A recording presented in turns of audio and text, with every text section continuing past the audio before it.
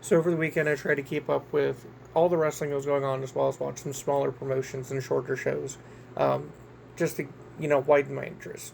And the first one to start with was One Fall Wrestling. Now, One Fall Wrestling is run by QT Marshall. That's a smaller show that's on YouTube, typically for free. I watched it through Triller as well, and I have to say it was actually pretty good for the short show that I watched.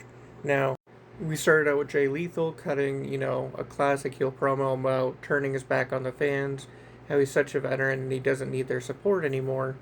Before he had his match with Tyler, and they had a really good back and forth match. There was a drop kick that Tyler Shoup did that led to him selling on his knee.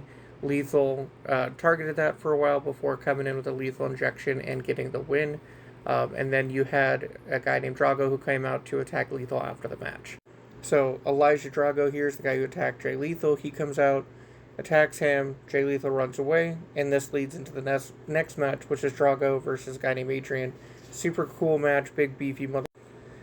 Adrian Ward ends up losing after a good back and forth, big man fight, and then that leads into the next match, which is a triple threat for their breakout championship, held by Very Morales. There was also a dude, I can't remember his name, that was in like a tuxedo trunks with suspended, and Mark Davidson. And I thought this was a really good match. I loved, the character work in it. I loved the athleticism. I really enjoyed Mark Davidson, actually.